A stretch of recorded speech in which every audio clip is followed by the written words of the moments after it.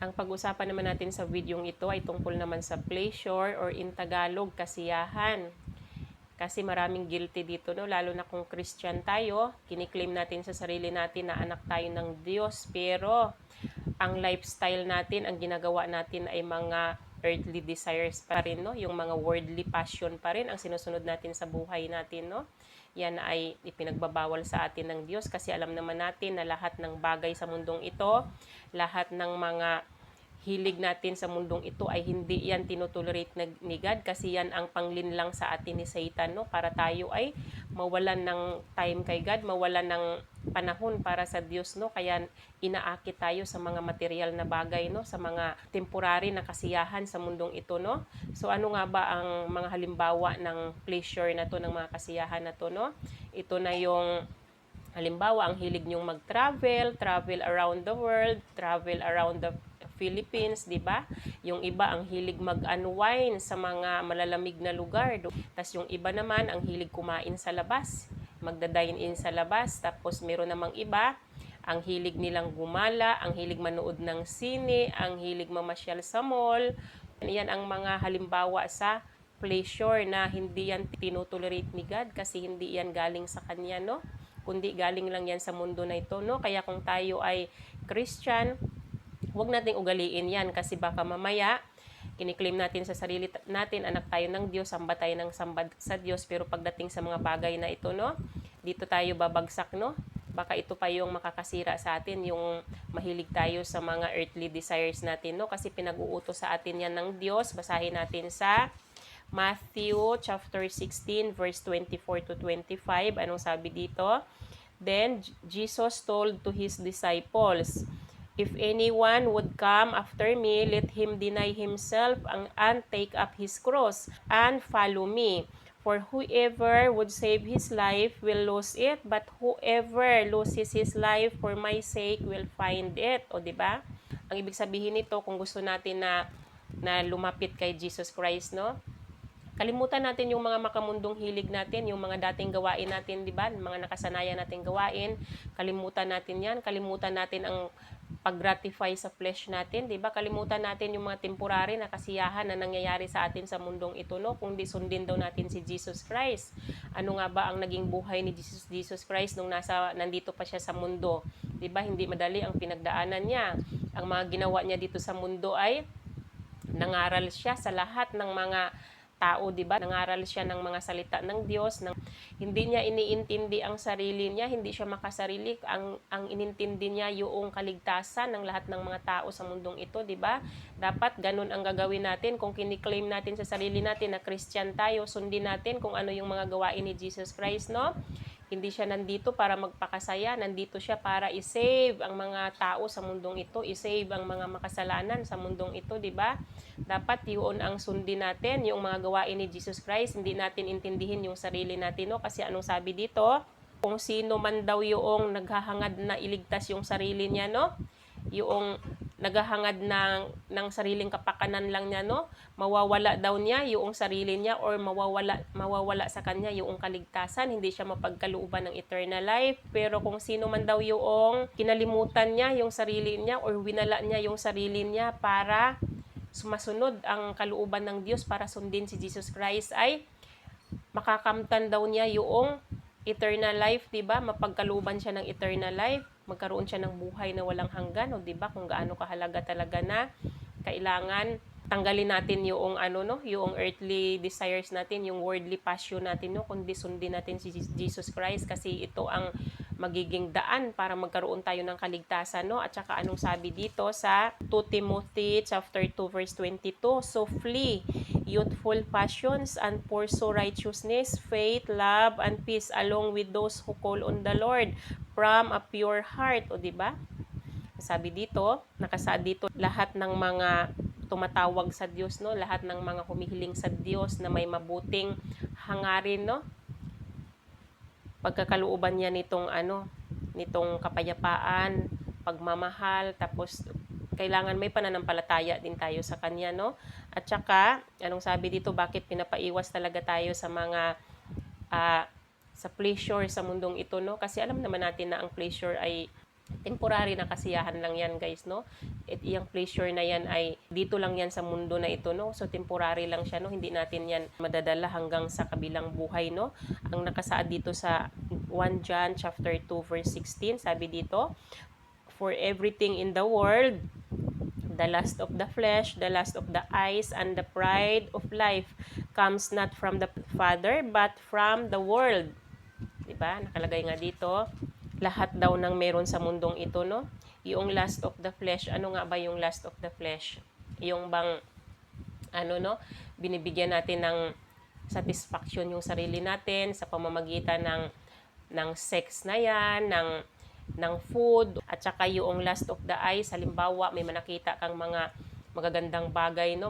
Magagarang bagay, tapos nagnanasa ka na gusto mo mapasa iyo yung mga bagay na yun ang tinatawag na lust of the eyes, no? Tapos lust and pride of life naman, ito na yung naghahangad ka na magkaroon ng mga posisyon ba, halimbawa sa trabaho, no? Gusto mo magkaroon ka ng mataas na katungkulan kasi nga ma-pride ka, gusto mong patunayan sa sarili mo na deserve mo yung mga ganong mga bagay, yan yung tinatawag na pride of life, kasi gusto mong magmayabang sa iba, no, na kaya mong abutin yung mga bagay na yan, yung mga ninanais mo sa buhay mo, no, yan yung tinatawag na pride of life. Yan daw ay hindi yan galing sa Diyos, kundi galing lang yan sa mundo na ito, yung mga lust natin, no, galing yan sa mundo na ito, kaya dapat wag nating ugaliin yan dahil hindi yan tinotolerate ni God, no.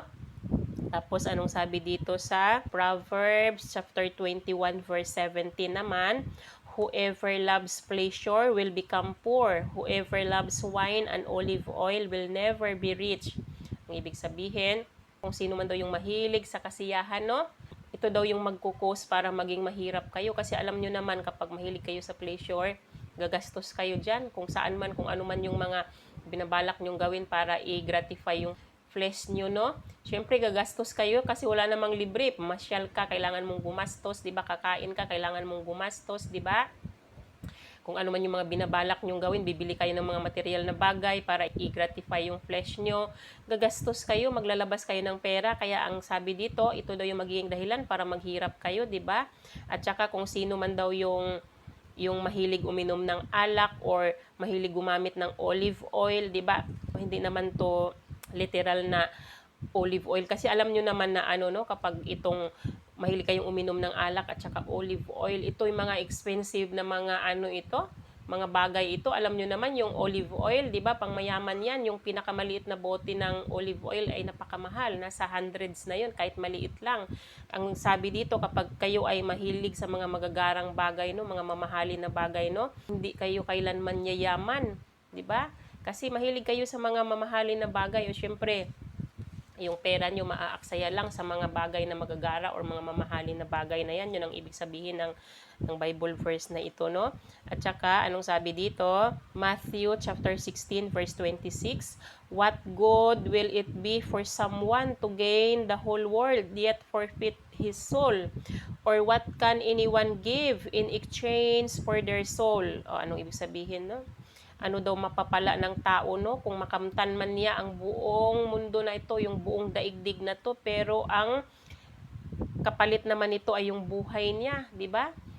Nasunod nyo nga lahat ng gusto nyo, nakuha nyo lahat ng mga pangarap nyo, di ba? Nakamtan nyo lahat ng mga pangarap nyo, pero mawawala naman ang kaligtasan nyo, hindi naman kayo magkakaroon ng eternal life someday kapag nasa kabilang buhay na kayo, di ba? So anong magiging silbi nun na nakuha nyo nga lahat ng gusto nyo sa mundong ito, pero balang araw naman ay hindi kayo mapagkalooban ng eternal life. So, di ba? Baliwala lahat yung mga success na nakamit natin sa mundong ito kung yung kaligtasan naman natin ang mawawala sa atin, no? Ano ang maibibigay ng tao kapalit ng kanyang buhay? O di ba? Anong maibibigay natin kapalit ng buhay natin, di ba? Dapat ay talaga ay pagkaabalahan natin yung mga pag-workout sa salvation natin kaysa pagkaabalahan natin yung mga material na bagay sa mundong ito na temporary lang yan. Hindi natin madadala sa kabilang buhay yan. Kaya dapat talaga, no, nag-iisip tayo ng tama, no? Huwag nating pahalagahan yung mga material na bagay kasi tulad ng sinabi ko, yan ang panglinlang or pangakit sa atin ni Satan para hindi tayo mapagkalooban ng eternal life, hindi tayo makapasok sa kingdom ni God. So ano bang mas mahalaga sa inyo? Yung mga material na bagay, nalilipas din yan, or yung yung kaligtasan ninyo. 'Di ba? Dapat nag-iisip kayo ng tama dapat ngayon pa lang no, ma-realize niyo na 'yan sa sarili ninyo no. Huwag kayong magpapaloko, huwag kayong magpapalinlang kay Satan kasi yun talaga ang purpose niya. Kaya inaakit niya ang lahat ng mga tao sa mundong ito sa material na bagay kasi ayaw nga niya na magkaroon tayo ng kaligtasan. Kasi gusto nga niya tayong idamay doon sa hell kung saan ang place niya, 'di ba? Kasi alam niyo naman ang hell na yan, ginawa yan para sa kay Satan at saka yung mga fallen angels niya. So ang ginagawa ni Satan, naghahanap siya ng karamay niya, 'di ba? Kaya wag tayong magpapalinlang, no? Tapos ano namang sabi dito sa Titus chapter 2 verse 11 to 12, for the grace of God has appeared that offers salvation to all people. It teaches us to say no to ungodliness and worldly passions and to live self-control, upright, and godly lives in this present age. O, di ba? Di ba? Ang sabi dito, binigyan tayo ng biyaya ng Diyos, no? Lahat tayong mga tao, inaalok tayo ng Diyos ng kaligtasan, kaya nga binigyan tayo niya ng gift. Ipinagkaloob niya sa atin si Jesus Christ, nag-iisang anak niya para tubusin ang lahat ng mga kasalanan natin, no? Para tayo ay mabigyan ng chance para makapagbagong buhay, no? Para makapagsisi tayo kung tayo man ay nakagawa ng kasalanan, para makapagsisi tayo at mapatawad tayo sa kasalanan natin. Tinubos na tayo ni Jesus Christ, no? Kung ano pang inaantay natin, magsisi na tayo habang may panahon pa tayo, no? Para lumakad na tayo sa matuwid na daan at mapagkalooban tayo ng eternal life someday, makarating tayo doon sa kaharian ng Diyos, no? Kung gusto natin ng kaligtasan, no? Kailangan matuto tayong humindi sa mga makamundong kahiligan na ito, no? Matuto tayong humindi sa mga masasamang gawain. At saka dapat lumakad tayo sa matuwid na daan. Yung tuwid na daan ang susundin natin at saka gawin nating banal yung mga sarili natin, no? Kung gusto natin ng kaligtasan, kasi ino-offer na nga ni God sa atin ang kaligtasan Kailangan lang natin magbago, kailangan lang natin magsisi sa mga kasalanan nating nagawa, 'di ba? Para mapatawad tayo at mapagkalooban tayo ng eternal life. Matuto tayong humindi sa mga ungodly works, 'di ba? Sa mga bagay na hindi sa kanya, hindi kay God. Matuto tayong humindi dito para makamit natin yung eternal life na inaasam-asam natin, 'di ba? Kailangan lang nating talikuran ang paggawa ng kasalanan, talikuran natin ang mga makamundong hilig natin dahil yan nga ay hindi yan sa Diyos kundi kay Satan yan, 'di ba? Sabi nga dito sa 1 John chapter 2 verse 15 to 17, love not the world, neither the things that are in the world. If any man love the world, the love of the Father is not in him. For all that is in the world, the lust of the flesh and the lust of the eyes and the pride of life is not of the Father, but is of the world. O, di ba? Pinag-uutos sa atin, wag nating mahalin ang mundong ito or lahat ng bagay na meron sa mundong ito dahil lahat daw ng mga bagay sa mundong ito ay hindi yan kay God. Kung hindi, panlinlang lang yan sa atin, pang-akit lang sa atin ni Satan yan para tayo ay magkasala sa Diyos, no? Anong sabi dito? Kapag tayo ay nagmamahal sa mundong ito or nagmamahal sa mga bagay sa mundong ito, no? Ang pagmamahal daw ng Diyos ay hindi mapapasa atin, no? Hindi natin makukuha ang pagmamahal ng Diyos sa atin kasi nga, anong sabi niya? We can't serve two masters, 'di ba? Hindi tayo pwedeng mag-serve ng two masters. Kailangan nating pumili, no? Kung gusto natin ng eternal life, piliin natin, i-serve natin si God. Pero kung ayaw natin, di piliin natin ang mundong ito. Pero sino ba ang ayaw ng kaligtasan, no? Sana kung kung naghahangad tayo ng kaligtasan ngayon pa lang, no, dapat ma-realize na natin sa sarili natin. Sino talaga dapat ang piliin natin, no? Dapat ngayon pa lang magdesisyon na tayo, no? Kung sino yung pipiliin natin, no? Habang may panahon pa tayo, habang may chance pa tayo para makapagbagong buhay, wag naman nating antayin na araw na ng judgment, no? At saka pa natin ma-realize sa sarili natin na kailangan nating magbagong buhay, ihuli na ang lahat. Kaya habang may panahon pa kayo, sana maisip nyo na yan ngayon na. Kasi binigyan tayo ng chance. At saka anong sabi dito? Psalm chapter 16 verse 11, no? You make known to me the path of life. You will fill me with joy in your presence, with eternal pleasure at your right hand. O, diba? Nakasaad dito, kapag tayo ay righteous na tao, ipapakilala ng Diyos sa atin yung tunay, yung totoong landas or yung right path of life, no? Yung tamang landas ng buhay, yun ang ipapalakad sa atin ng Diyos, no? At saka pupunuin niya tayo ng kaligayahan, at saka ang kaligayahan na yun ay pang-eternal hanggang kabilang buhay, di ba? Kapag tayo ay righteous na tao, no, pupunuin tayo ng Diyos ng biyaya or blessings, no, magiging masaya ang buhay natin, magkaroon tayo ng kagalakan or kasiyahan sa puso natin dahil alam natin na sinusunod natin ang kagustuhan ng Diyos, no? At saka alam natin na yung kasiyahan na yan na ibinagkaloob sa atin ni God ay pang-eternal yan, hanggang kabilang buhay yan, di ba? Kaya dapat lang na ang piliin natin, no, yung Diyos ang piliin natin, kasi ang tunay na success hindi nakukuha sa mga material na bagay. Ang tunay na success ay hindi nakakamtan sa mundong ito, pero ang tunay na success ay yung magkaroon tayo ng eternal life at makarating tayo doon sa kaharian ng Diyos. Yun talaga ang tunay na success, at saka yun talaga ang totoong pleasure, andoon sa heaven, ang totoong pleasure, hindi sa mundong ito, no? Kaya sana guys, no, ma-realize na natin ito sa mga buhay natin, no? Talikuran na sana natin yung paggawa ng kasalanan, at saka itigil na natin yung pag-gratify sa flesh natin, no? Itigil na natin yung pagbigay kasiyahan sa sarili natin, no? Kundi dapat ang hanapin natin ay yung magkaroon tayo ng kaligtasan. Yun dapat ang pagtuunan natin ng pansin, no? Hindi yung mga material na bagay sa mundong ito, kasi tulad ng sinabi ko, ang mga material na bagay sa mundong ito temporary lang yan, hindi yan kay God. Kaya dapat ang piliin natin ay magkaroon tayo ng kaligtasan someday kapag nasa kabilang buhay na tayo, no? Yun lang naman guys yung aking ma-share sa araw na ito, no? Sana may natutunan kayo sa akin. Hanggang dito na lang yung aking video. Bye-bye and God bless you all. Bye-bye everyone!